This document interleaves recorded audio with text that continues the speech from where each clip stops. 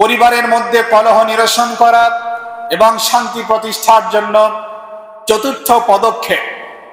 চতুর্থ পদ্ধতি সেটা হচ্ছে নিজের মধ্যে এই ধারণাটা খুব বদ্ধমূল করে নেওয়া, নিজের মধ্যে এই চিন্তা চেতনাটাকে খুব গভীরভাবে লালন পালন করা।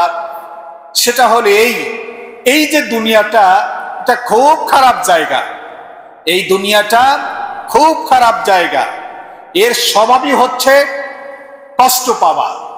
দুনিয়াতে ভালো মানুষগুলো কষ্ট পেতেই থাকবে, এটাই হচ্ছে এই দুনিয়ার স্বভাব। তাদের উপর বালা মুসিবত বিপর্যয় আসতেই থাকবে, তারা বিভিন্নভাবে দুঃখ কষ্ট যন্ত্রণা ভোগ করতেই থাকবে। এটাই হচ্ছে দুনিয়ার স্বভাব, এটাই হচ্ছে দুনিয়ার প্রকৃতি। সুতরাং এই খারাপ জায়গায় মাত্র কয়েকটা দিন থাকতে হবে, একটু দুঃখ কষ্ট সহ্য করে যাওয়াটাই ভালো।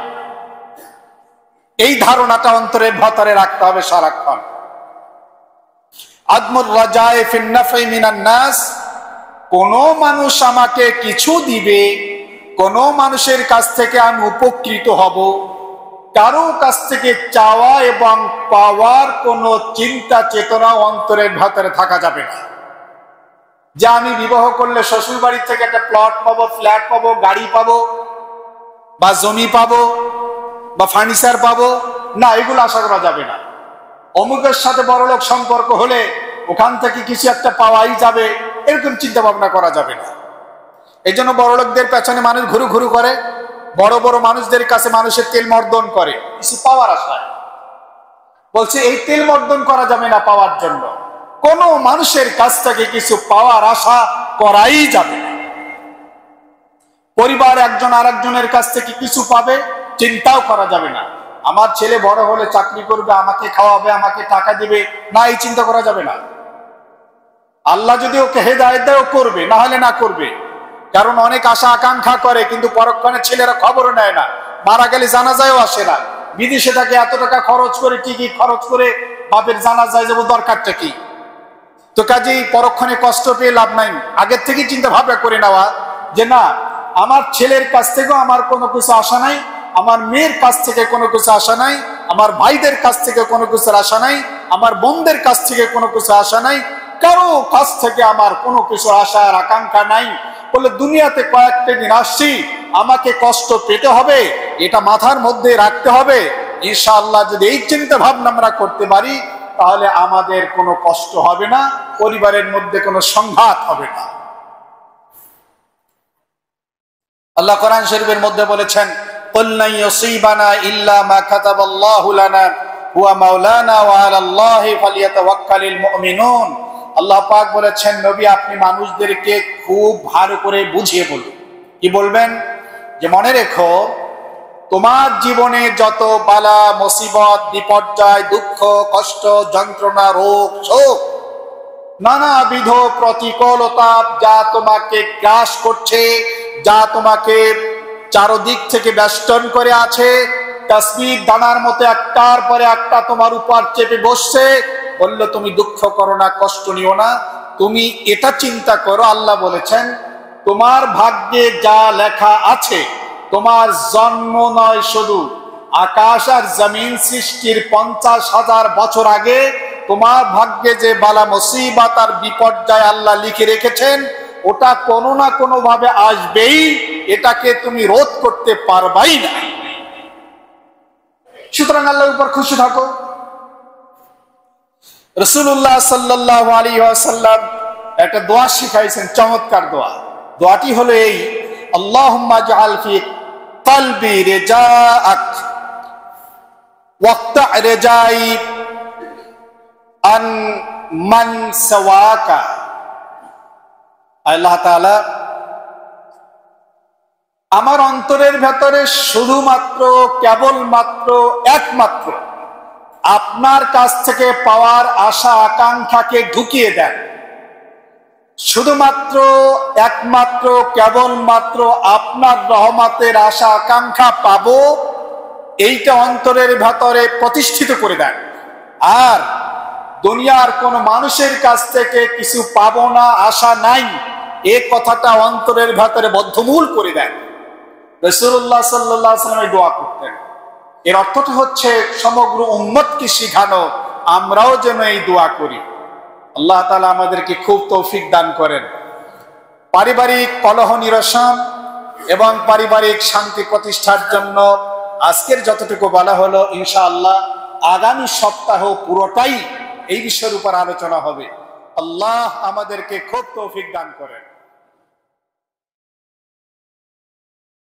نحمده ونستعينه ونستغفره ونعوذ بالله من شرور أنفسنا ومن سيئات أعمالنا. من يهد الله فلا مضل له ومن يضلل فلا هادي له. ونشهد أن لا إله إلا الله وحده لا شريك له. ونشهد أن سيدنا وسندنا وحبيبنا ومولانا محمدا عبده ورسوله. أما بعد، فقد قال الله تبارك وتعالى في كلامه المجيد والفرقان الحميد: أعوذ بالله من الشيطان الرجيم. بسم الله الرحمن الرحيم. وعباد الرحمن الذين يمشون على الأرض هونا وإذا خاطبهم الجاهلون قالوا سلاما. صدق الله العظيم. اللهم صل على محمد وعلى آل محمد كما صليت على إبراهيم وعلى آل إبراهيم إنك حميد مجيد. اللهم بارك على محمد وعلى آل محمد كما باركت على إبراهيم وعلى آل إبراهيم إنك حميد مجيد.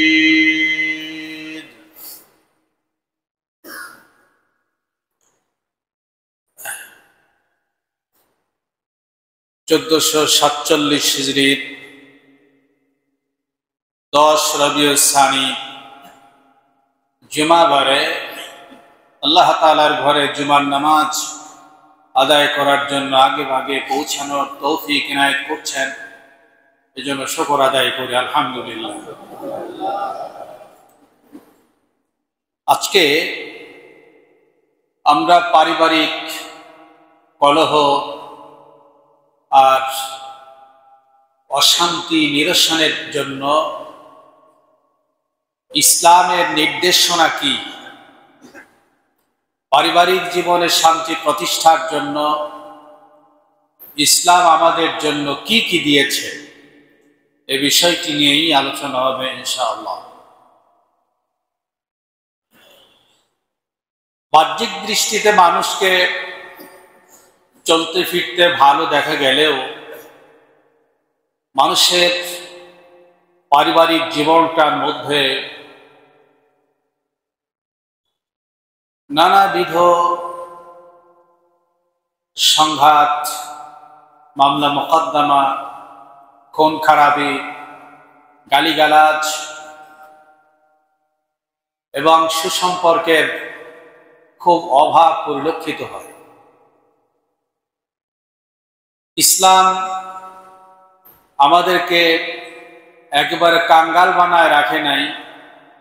এসব ব্যাপারে ইসলামের দিক নির্দেশনা অত্যন্ত সমৃদ্ধ। আমরা বিষয়টি নিয়েই ইনশাআল্লাহ আজকের আলোচনা করছি। আল্লাহ তাআলা তৌফিক দান করুন। পারিবারিক জীবনের শান্তি প্রতিষ্ঠা করা আর কলহ দূর করার জন্য প্রথম নাম্বার কাজ হলো পরিবারের সদস্যদের মধ্যে ভালোবাসা প্রতিষ্ঠা করা, একে অপরের প্রতি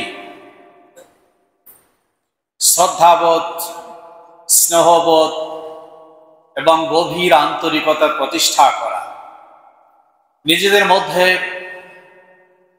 সম্পর্ক অবনতি হলে, কোনো সংঘাত দেখা দিলে, কোনো অনৈক্য দেখা দিলে মুসলিমদের মধ্যে কেউ কেউ দায়িত্ব নিয়ে সেটাকে নিরসন করবেন।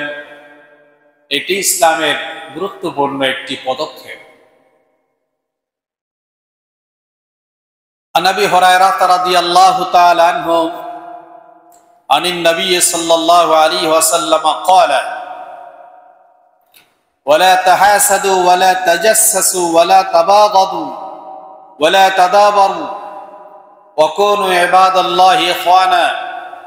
সুনানে তিরমিজি এবং সুনানে আবু দাউদের মধ্যে এসেছে, হযরত আবু হুরায়রা রাদিয়াল্লাহু তাআলা আনহু সূত্রে বর্ণিত, নবী করিম সাল্লাল্লাহু আলাইহি ওয়াসাল্লাম ইরশাদ করেছেন, তোমরা একজন আরেকজনকে হিংসা করো না, একজন আরেকজনের প্রতি বিদ্বেষ পোষণ করো না, তোমরা কারো গোপন দোষগুলোকে খুঁজে বের করার অপচেষ্টা করো না, তোমরা একজন আরেকজনের প্রতি ক্রোধান্বিত হইও না, তোমরা একজন আরেকজনের সাথে সম্পর্ক বিচ্ছিন্ন করো না, বরং তোমরা আল্লাহর বান্দারা ভাই ভাই হয়ে থাকো।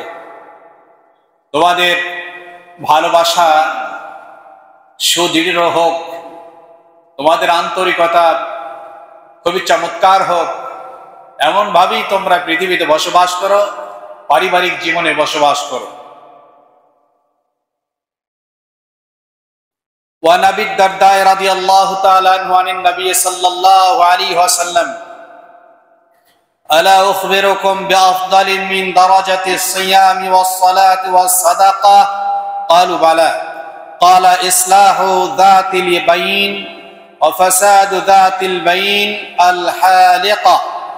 সুনানে আবু দাউদ, মুসনাদে আহমদ এবং মুয়াত্তায়ে মালিকের মধ্যে এসেছে।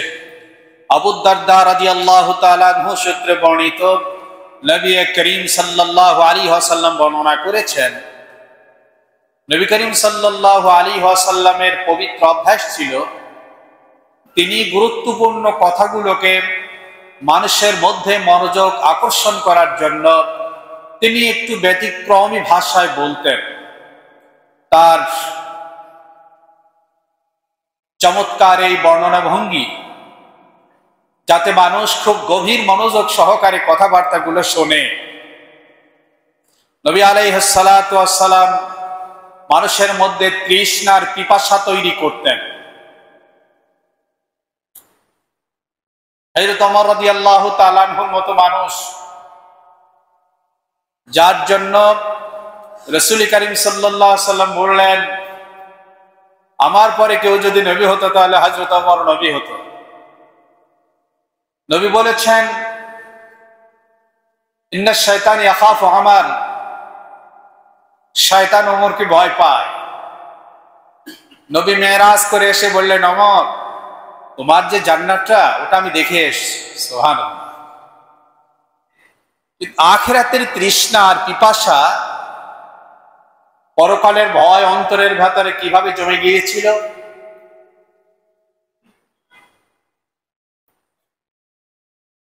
ওমর রাদিয়াল্লাহু তাআলা আনহু হুযায়ফা রাদিয়াল্লাহু তাআলা আনহুর কাছে গিয়ে বললেন, আচ্ছা, যে লোকগুলো মুনাফিকদের অন্তর্ভুক্ত, আমার নাম কি তাদের মধ্যে আছে?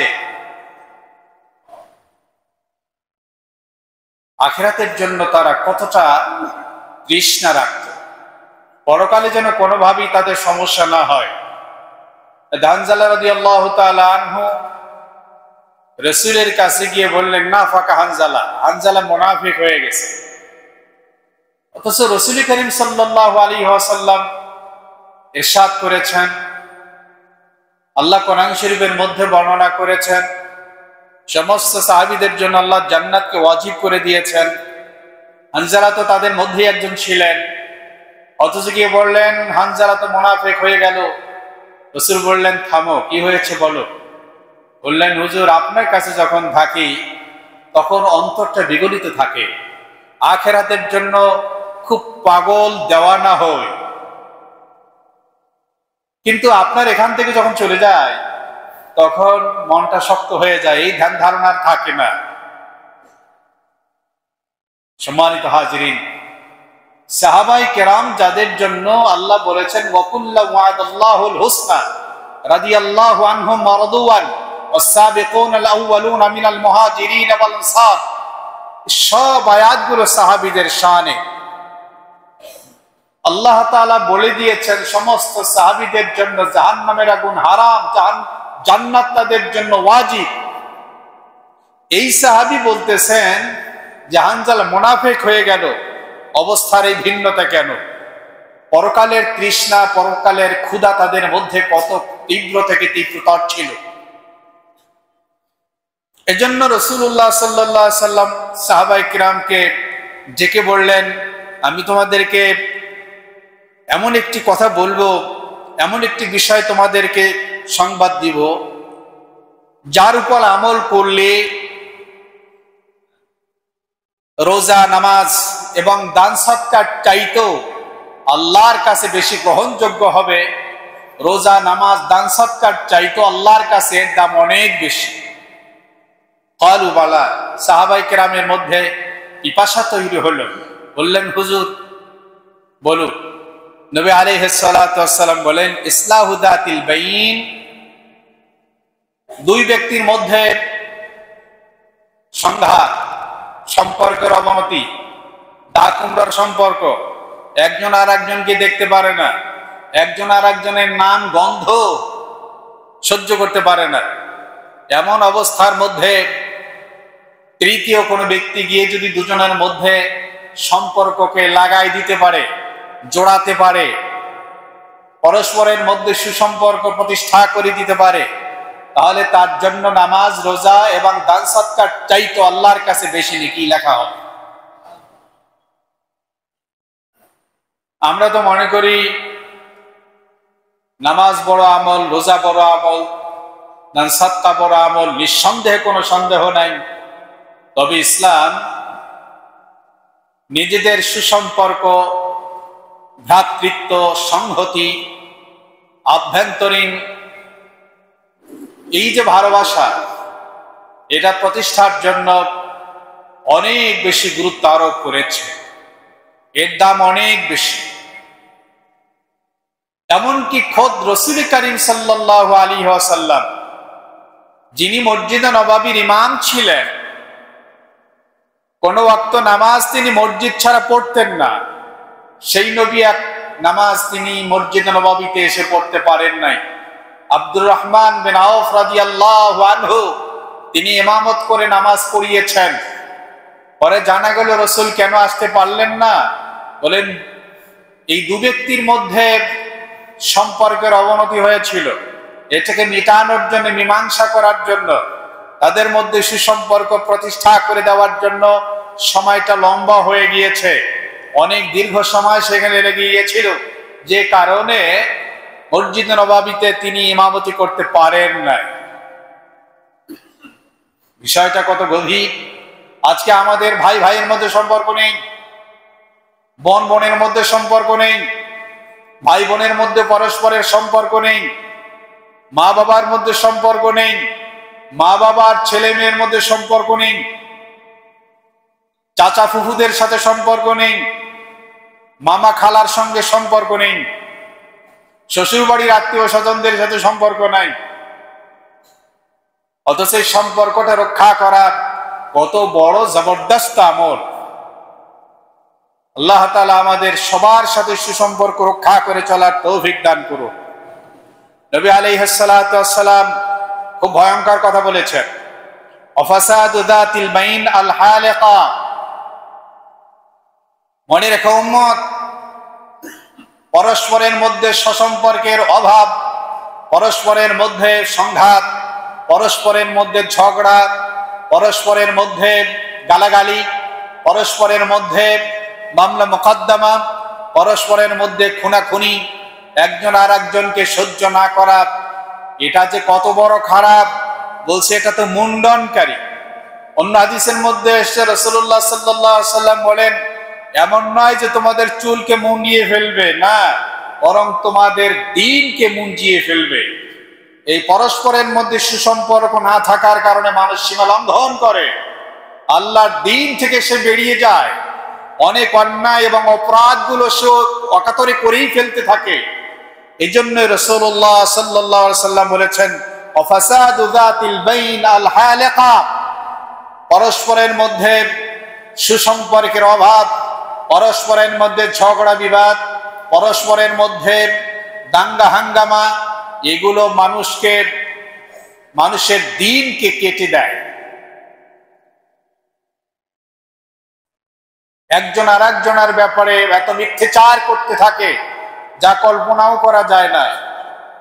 আল্লাহ আমাদের হেফাজত করেন। وعن أبي أمامة الباهلي رضي الله تعالى عنه قال قال النبي عليه الصلاة والسلام أنا زعيم في ربض الجنة لمن ترك المراء وإن كان محقا।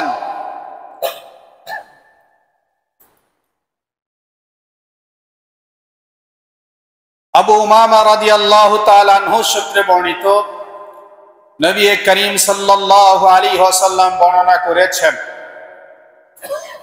আমি আমার উম্মতের ওই ব্যক্তিকে জান্নাতের পার্শ্বদেশে একটি ঘর বানায় দেওয়ার জন্য গ্যারান্টি দিচ্ছি, আমি জামিন হচ্ছি। কে? বলে, যে ব্যক্তি ন্যায়ের পক্ষে থাকা সত্ত্বেও, সত্যের পক্ষে থাকা সত্ত্বেও যে ব্যক্তি ঝগড়াকে পরিহার করেছে, যে ব্যক্তি ঝগড়াকে ছেড়ে দিয়েছে, যদিও সে সঠিক, যে ঝগড়া করছে সে সঠিক নয়, কিন্তু সঠিক হওয়ার পরেও ঝগড়া করে নাই, বরং ছেড়ে দিয়েছে, সেটা বোনের সাথে হোক, ভাইয়ের সাথে হোক, মায়ের সাথে হোক, বাপের সাথে হোক, সন্তানের সাথে হোক, শ্বশুর বাড়ির আত্মীয়, নিজের বাড়ির আত্মীয়, মায়ের বাড়ির আত্মীয়, বাপের বাড়ির আত্মীয়, যে কেউ হোক না কেন, নিজের সত্যের উপর প্রতিষ্ঠিত আর একজন অসত্যের উপর কিন্তু সে ঝগড়া করছে, ন্যায়সঙ্গত ভাবে থাকার পরও যে ব্যক্তি ঝগড়াকে পরিহার করলো, রাসূলুল্লাহ বলেছেন, আমি জান্নাতের এক কিনারা তাকে একটা ঘর বানায় দেব, আমি জামিন হয়ে গেলাম।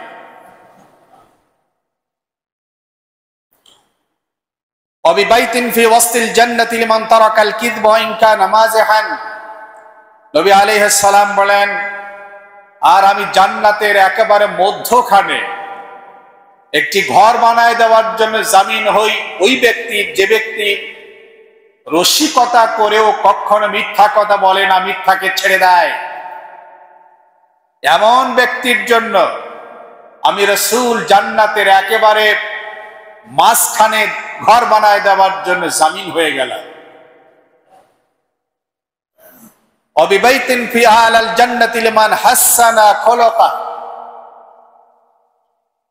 এবং আমি জান্নাতের সবচাইতে উঁচু মাকামে, জান্নাতের সবচাইতে দামি জায়গায় তুলনামূলক ঘর বানায় দেওয়ার জন্য জামিন হচ্ছি ওই ব্যক্তি, যে ব্যক্তি তার আচার আচরণ সুন্দর করেছে, যার চরিত্রকে বিশুদ্ধ করেছে, যার আখলাককে সুন্দর করেছে, সে মানুষকে কষ্ট দেয় না, মানুষকে গালিগালাজ করে না, মানুষের সঙ্গে তর্কে জড়িয়ে পড়ে না, মানুষের সঙ্গে মিথ্যে বলে না, সে কখনো মানুষকে কষ্টই দেয় না, তার চরিত্র, তার আখলাক এত ভালো, একেবারে ফুলের মতো, সবাই তার কাছ থেকে সুঘ্রাণ পেতে চায়, এমন সমাদৃত, এমন ভালো মানুষটি, এমন উৎকৃষ্ট মানুষটির জন্য আমি মুহাম্মদ সাল্লাল্লাহু আলাইহি ওয়াসাল্লাম জান্নাতের উঁচু জায়গায়, সর্বোৎকৃষ্ট জায়গায় ঘর বানায় দেওয়ার জামিন হয়ে গেল। আল্লাহ তাআলা আমাদেরকে এর উপর আমল করার তৌফিক দান করুন। عن أبي أمامة الباهلي رضي الله تعالى عنه قال قال النبي صلى الله عليه وسلم ليس الكذاب الذي يصلح بين الناس ويقول خيرا أو ينمي خيرا। মুসলিম শরীফ এবং মুসনাদে আহমদের মধ্যে এসেছে, রাসূল করিম সাল্লাল্লাহু আলাইহি ওয়াসাল্লাম বর্ণনা করেছেন, আবু উমামা আল বাহিলি রাদিয়াল্লাহু তাআলা আনহু সূত্রে বর্ণিত, নবী আলাইহিস সালাম বলেন, ওই ব্যক্তি মিথ্যেবাদী নয় যে ব্যক্তি দুই ব্যক্তির মধ্যে সম্পর্কের চরম অবনতি, দুই ব্যক্তির মধ্যে অশান্তির আগুন জ্বলছে, একজন আর একজনকে বরদাস্ত করতে পারে না, নাম শুনতে পারে না, এমন দুই ব্যক্তির মধ্যে আর একজন তৃতীয় ব্যক্তি গিয়ে যদি কোনো যেটা বাস্তবতায় নেই কিন্তু সে কথাটি সে বলেছে, একজন আর একজনের নাম শুনতে পারে না, গিয়ে বলল, আরে ভাই সে তো আপনার প্রশংসা করে, সে তো আপনার জন্য দোয়া করে। দুই ব্যক্তির মধ্যে সম্পর্ককে জুড়িয়ে দেওয়ার জন্য যদি এহেন কথাবার্তা বলে, নবী আলাইহিস সালাতু ওয়াস সালাম বলেছেন, ফায়াকুলু খায়রান, ওই ব্যক্তির কাছে গিয়ে বলল, ভাই সে তো তোমার কল্যাণ চায়, সে তো তোমার ভালাই চায়, সে তো তোমার ব্যাপারে দোয়া করে। আও ইউনমি খায়রান, সে তো তোমার ভালোটা কি প্রকাশ করে, তোমার বিরোধিতা করে না। অথচ বাহ্যিক দৃষ্টিতে এটা সে করে নাই। দু ব্যক্তির মধ্যে সম্পর্ক জোড়া লাগানোর জন্য যদি এমন করে থাকে, রাসূলুল্লাহ বলেছেন এই ব্যক্তি মিথ্যাবাদীদের অন্তর্ভুক্ত হবে না।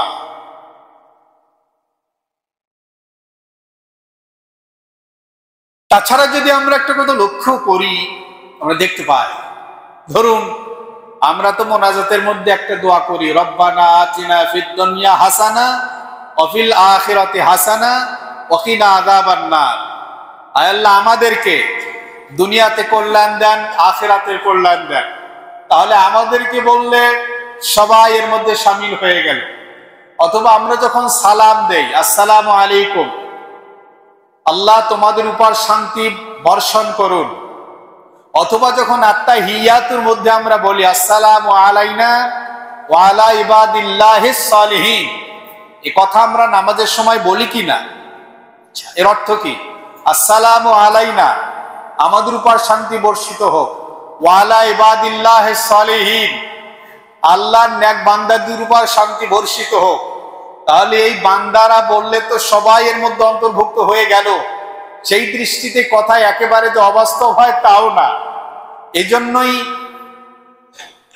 দুজনের মধ্যে মিলায় দেওয়ার জন্য যদি কেউ এই জাতীয় কথাবার্তা বলে, রাসূলুল্লাহ বলেছেন সে মিথ্যাবাদী অন্তর্ভুক্ত হবে না। কত বড় কাজ! আমরা আমাদের চোখে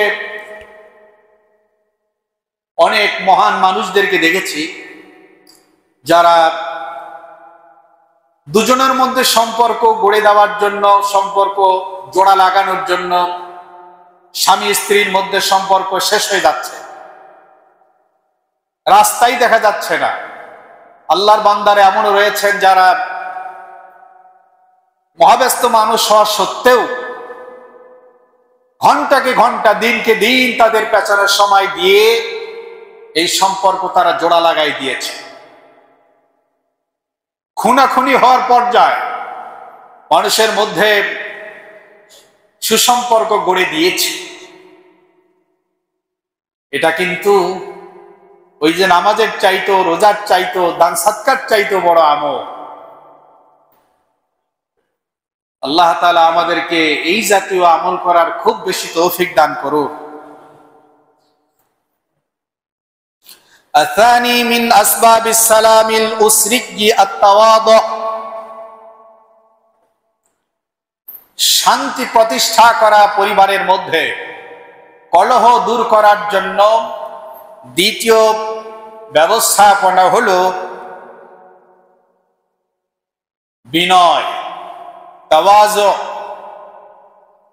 নিজেকে ছোট মনে করা, পরিবারের অন্যদেরকে বড় মনে করা, সমাজের অন্যদেরকে বড় মনে করা, আর তাওয়াজু।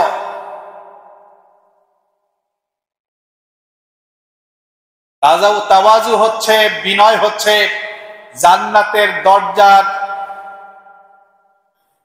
তালার চাবি। যার ভেতরে তাওয়াজু আর বিনয় আছে, আল্লাহ তাদেরকে জান্নাতের চাবি দান করে। এজন্য তাওয়াজু বহুত বড় জবরদস্ত জিনিস, অনেক বড় গুণ।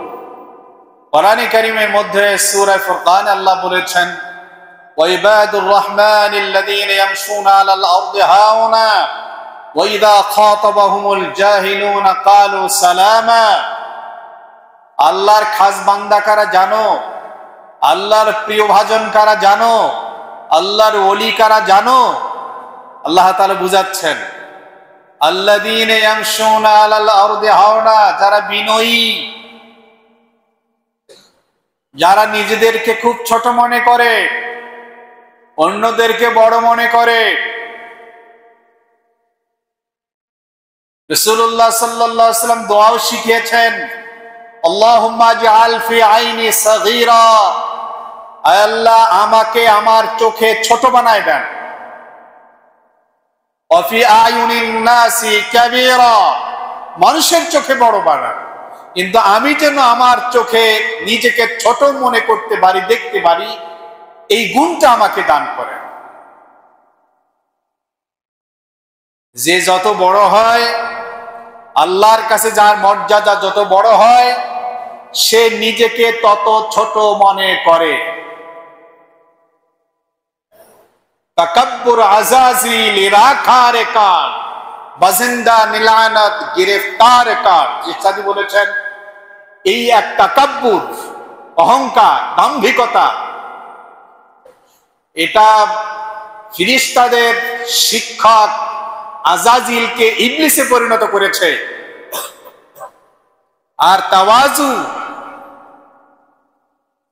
মানুষকে আল্লাহওয়ালা বানায় দিয়েছে, জান্নাতের অধিকারী বানায় দেয়। তাওয়াজু, বিনয়, এটা বহুত বড় গুণ। নবী করিম সাল্লাল্লাহু আলাইহি ওয়াসাল্লাম এ ব্যাপারে কথা বলেছেন। আল্লাহ নিজে বলেছেন, আমার খাস বান্দা কারা জানো? আমার ওলি কারা জানো? আমার প্রিয় ভাজন কারা জানো? জান্নাতি মানুষ কারা জানো? পরিশুদ্ধ আত্মার অধিকারী কারা জানো? বলো, যারা জমিনের মধ্যে হাঁটে বিনয়ী হয়ে, বিনয়ী হয়ে, দাম্ভিকতা প্রদর্শন করে না, অহংকার প্রকাশ করে বেড়ায় না, চাল চলনে, কথনে বলনে কখনোই তারা নিজেদেরকে দাম্ভিক আর অহংকারীর রূপে প্রকাশ করতে চায় না, বরং নিজেরা নিজেকে ছুপিয়ে রাখে, গোপন করে রাখে, লুকিয়ে রাখে, নিজের পরিচয় দিতে চায় না। এই মানুষগুলো হচ্ছে আল্লাহর ওলি।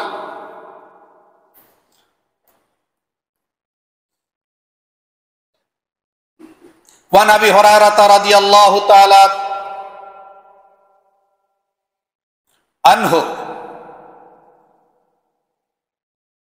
قال قال النبي صلى الله عليه وسلم من كان متواضعا فهو له الجنة। মুসলিম শরীফের মধ্যে এসে রাসূলুল্লাহ সাল্লাল্লাহু আলাইহি ওয়াসাল্লাম বলেছেন, যে ব্যক্তি বিনয়ী হয় সে ব্যক্তির ঠিকানা জান্নাতে হয়। আর এক হাদিসের মধ্যে এসেছে, মান তাওয়াযা লিল্লাহি রাফাহুল্লাহ, যে ব্যক্তি বিনয়ী হয় আল্লাহ কুদরতি হাত দিয়ে তার মাথা টেনে মানুষের মধ্যে সম্মানিত করেন।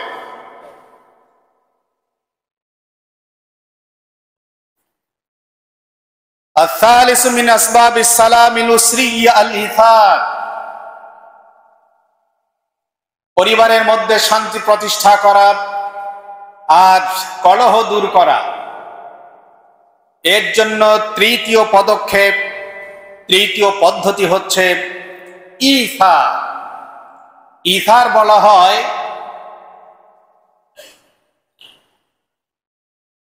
নিজের প্রয়োজন থাকা সত্ত্বেও অন্যকে অগ্রাধিকার দেওয়া, ত্যাগ তিতিক্ষা স্বীকার করা। আর একটা হচ্ছে হুব্বুন নফস, সেটা হচ্ছে আত্মকেন্দ্রিকতা এবং আনানিয়াত, নিজের প্রয়োজনটাকে প্রাধান্য দেওয়া, অন্য মানুষের প্রয়োজনকে কখনো গুরুত্ব না দেওয়া। তো ইসলাম বলেছে তুমি যদি তোমার ঘরের মধ্যে ইফাত প্রতিষ্ঠা করতে পারো তাহলে তোমার ঘরের মধ্যে শান্তি প্রতিষ্ঠিত হবে। আল্লাহ কোরআন শরীফের সূরা হাশরের মধ্যে বলেছেন ওয়ায়ুসিরুনা আলা আনফুসিহিম ওয়ালাউ কানা বিহিম খাসাসা। রাসূল করিম সাল্লাল্লাহু আলাইহি সাল্লামের দরবারে একজন খুব ক্ষুধার্ত ব্যক্তি এসে বললেন, হুজুর আমার খুব ক্ষুধা পেয়েছে, আমাকে একটু খাবারের ব্যবস্থা করবেন? নবী করিম সাল্লাল্লাহু আলাইহি সাল্লাম ঘরের মধ্যে খবর দিলেন, বলে খাবারের কিছু নেই তো। সাহাবীদেরকে এবার বললেন, কে আছো আমার একজন মেহমানকে তোমরা খাদ্য খাওয়াবে? একজন সাহাবী মুমকিন কায়েস বিন সাবিত, তিনি রাজি হলেন এবং ঘরে নিয়ে গেলেন। স্ত্রীকে বললেন, আমি তো অনেক বড় মেহমান নিয়ে এসেছি, ঘরে খাবার কিছু আছে? স্ত্রী বললেন, বাচ্চাদের খাবার ছাড়া তো আমাদের খাবারের মধ্যে কিছু নেই, তো এক কাজ করা যায়, মেহমানকে তো মেহমানদারি করতেই হবে, তোর বাচ্চাকে কোনোভাবে আমরা ঘুম পাড়িয়ে দেই। আর পর্দার আয়াত নাজিল হওয়ার আগের ঘটনা তো, নবী করিম সাল্লাল্লাহু আলাইহি ওয়াসাল্লাম এই সাহাবী কেমন ভাবে তৈরি হয়েছিল, বলে দুজন স্বামী স্ত্রী, নারী বা কেমন, বলে যে আমরা দুজনেই খাবো না, এক পাত্রে যখন খানা খাবো বাতিটাকে নিভিয়ে দিব এবং খাবার যখন শুরু করব আমরা শুধু আঙ্গুলটাকে হাতটাকে মুখের কাছে নেব, কিন্তু আমরা খাবো না। এর মাঝখানে অন্ধকারের মধ্যে মেহমান খেয়ে স্বাচ্ছন্দ্যে রাত্রি ঘুমাতে পারবে। ঘটনা তাই ঘটল। সকালবেলা নবী করিম সাল্লাল্লাহু আলাইহি সাল্লামের কাছে মেহমানে গেল আর মেজবানও চলে গেল। তো নবী করিম সাল্লাল্লাহু আলাইহি সাল্লাম মুস্কি হাসছেন আর বললেন, ঘটনা কি রাত্রে কি ঘটেছে? তারা তো কিছুটা চুপসে গেল। নবী করিম সাল্লাল্লাহু আলাইহি সাল্লাম বললেন, শোনো, রাত্রে যা ঘটেছে জিবরিল আমার কাছে আগেই পৌঁছায় দিয়েছে। নবী করিম সাল্লাল্লাহু আলাইহি সাল্লাম বলেন, তোমাদেরকে আল্লাহ তাআলা এতটা পছন্দ করেছেন, তোমাকে এবং তোমার স্ত্রীকে, যে তোমাদের জন্য আরশে আজিম থেকে আল্লাহ তাআলা কোরআনের আয়াত নাজিল করে দিয়েছেন। ওয়ায়ুসিরুনা আলা আনফুসিহিম, তারা ক্ষুধার যন্ত্রণায় অস্থির, অথচ একজন মেহমানকে তাদের খাবারগুলো খাওয়ালো, নিজেরা সারা রাত ক্ষুধার যন্ত্রণায় এবং জঠর জ্বালাকে সহ্য করলো। ওয়ালাউ কানা বিহিম খাসাসা, তাদের প্রয়োজন ছিল খাবারের কিন্তু খায় নাই। ওমাইয়াকা শাহা নাফসিহি ফাউলাইকা হুমুল মুফলিহুন, আল্লাহ তাআলা বলেছেন যারা নিজের চাহিদাকে নিয়ন্ত্রণ করেছে, অন্যদিকে অগ্রাধিকার দিয়েছে, তো এই লোকটা তো সফল কাম হয়েই গেল। এই জাতীয় গুণ যাদের মধ্যে আছে তারা তো সফল কাম হয়ে গেল। এই ইসারের যে গুণটা আছে, এইটা যদি আমাদের পরিবারের মধ্যে আমরা প্রতিষ্ঠা করতে পারি তাহলে ইনশাআল্লাহ আমাদের ঘরের মধ্যে শান্তি নিশ্চিত আসবে। আন আবি হুরায়রা রাদিয়াল্লাহু তাআলা আনহু قال من كان يحب ان يؤثر عليه فليؤثر على غيره। হযরত আবু হুরায়রা রাদিয়াল্লাহু তাআলা আনহু বর্ণনা করেছেন, তোমাদের মধ্যে যে পছন্দ করে যে ইসারের গুণ, অন্যকে অগ্রাধিকার দেওয়ার গুণ, নিজে ত্যাগ তিতিক্ষা স্বীকার করার গুণাবলী অর্জন করবে, সে যেন এটাকে গুরুত্ব সহকারে অর্জন করে।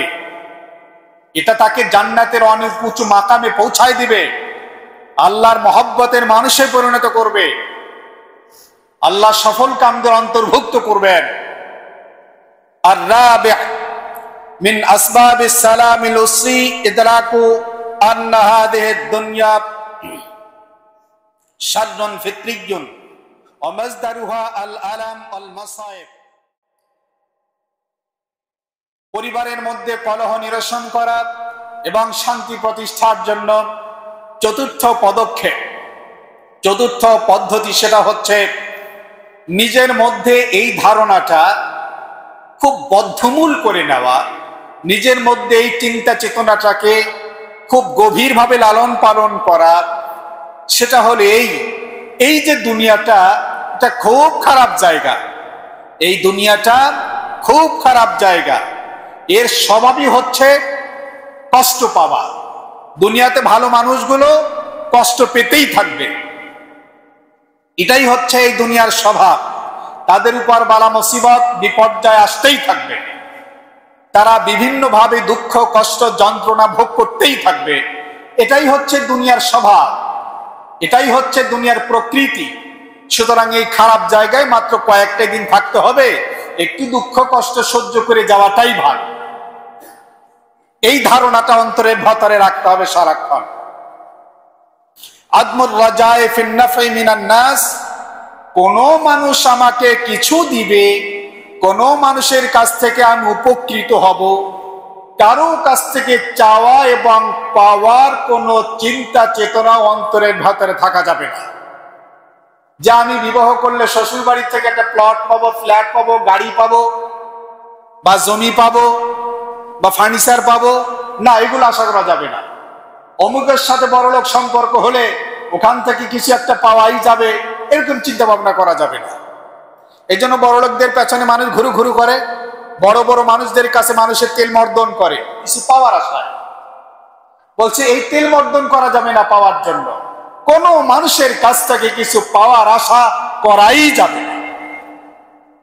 পরিবার একজন আরেকজনের কাছ থেকে কিছু পাবে চিন্তাও করা যাবে না। আমার ছেলে বড় হলে চাকরি করবে, আমাকে খাওয়াবে, আমাকে টাকা দিবে, না, এই চিন্তা করা যাবে না। আল্লাহ যদি ওকে হেদায়েত দেয় ও করবে, না হলে না করবে। কারণ অনেক আশা আকাঙ্ক্ষা করে কিন্তু পরক্ষণে ছেলেরা খবরও নেয় না, মারা গেলে জানাজায়ও আসে না। বিদেশে থাকে এত টাকা খরচ করে, টিকিট খরচ করে বাপের জানাজায় যাবো, দরকারটা কি? তো কাজেই পরক্ষণে কষ্ট পেয়ে লাভ নাই। আগের থেকে চিন্তা ভাবনা করে নেওয়া যে না, আমার ছেলের কাছ থেকেও আমার কোনো কিছু আশা নাই, আমার মেয়ের কাছ থেকে কোনো কিছু আশা নাই, আমার ভাইদের কাছ থেকে কোনো কিছুর আশা নাই, আমার বোনদের কাছ থেকে কোনো কিছু আশা নাই, কারো কাছ থেকে আমার কোনো কিছু আশা আর আকাঙ্ক্ষা নাই। বলে দুনিয়াতে কয়েকটা দিন আসছি, আমাকে কষ্ট পেতে হবে, এটা মাথার মধ্যে রাখতে হবে। ইনশাআল্লাহ যদি এই চিন্তা ভাবনা আমরা করতে পারি তাহলে আমাদের কোনো কষ্ট হবে না, পরিবারের মধ্যে কোনো সংঘাত হবে না। আল্লাহ কোরআন শরীফের মধ্যে বলেছেন, কুল লা ইউসিবানা ইল্লা মা কাতাবাল্লাহু লানা হুয়া মাওলানা ওয়া আলাল্লাহি ফালিয়াতাওয়াক্কালিল মুমিনুন। আল্লাহ পাক বলেছেন, নবী আপনি মানুষদেরকে খুব ভালো করে বুঝিয়ে বলুন। কি বলবেন? যে মনে রেখো, তোমার জীবনে যত বালা মুসিবত বিপর্যয় দুঃখ কষ্ট যন্ত্রণা রোগ শোক নানাবিধ প্রতিকূলতা যা তোমাকে গ্রাস করছে, যা তোমাকে চারদিক থেকে বেষ্টন করে আছে, তাসবিহ দানার মতো একটার পরে একটা তোমার উপর চেপে বসছে, বলল তুমি দুঃখ করো না, কষ্ট নিও না, তুমি এটা চিন্তা করো। আল্লাহ বলেছেন তোমার ভাগ্যে যা লেখা আছে, তোমার জন্ম নয়, শুধু আকাশ আর জমিন সৃষ্টির 50,000 বছর আগে তোমার ভাগ্যে যে বালা মুসিবত আর বিপর্যয় আল্লাহ লিখে রেখেছেন, ওটা কোনো না কোনো ভাবে আসবেই, এটাকে তুমি রোধ করতে পারবাই না। সুতরাং আল্লাহর উপর খুশি থাকো। রাসূলুল্লাহ সাল্লাল্লাহু আলাইহি ওয়াসাল্লাম একটা দোয়া শিখাইছেন, চমৎকার দোয়া। দোয়াটি হলো এই, আল্লাহুম্মা জাআল ফি কলবি রিজাআক ওয়াক্তা রিজাই আন মান সাওয়াকা। আল্লাহ তাআলা আমার অন্তরের ভেতরে শুধুমাত্র কেবলমাত্র একমাত্র আপনার কাছ থেকে পাওয়ার আশা আকাঙ্ক্ষাকে ঢুকিয়ে দেন। শুধুমাত্র একমাত্র কেবলমাত্র আপনার রহমতের আশা আকাঙ্ক্ষা পাবো, এইটা অন্তরের ভেতরে প্রতিষ্ঠিত করে দেন। আর দুনিয়ার কোন মানুষের কাছ থেকে কিছু পাবো না, আশা নাই, এই কথাটা অন্তরের ভেতরে বদ্ধমূল করে দেন। রাসূলুল্লাহ সাল্লাল্লাহু আলাইহি ওয়াসাল্লাম দোয়া করতেন। এর অর্থটা হচ্ছে সমগ্র উম্মতকে শিখানো, আমরাও যেন এই দোয়া করি। আল্লাহ তাআলা আমাদেরকে খুব তৌফিক দান করেন। পারিবারিক কলহ নিরসন এবং পারিবারিক শান্তি প্রতিষ্ঠার জন্য আজকের যতটুকু বলা হলো, ইনশাআল্লাহ আগামী সপ্তাহ পুরোটাই এই বিষয়ের উপর আলোচনা হবে। আল্লাহ আমাদেরকে খুব তৌফিক দান করেন।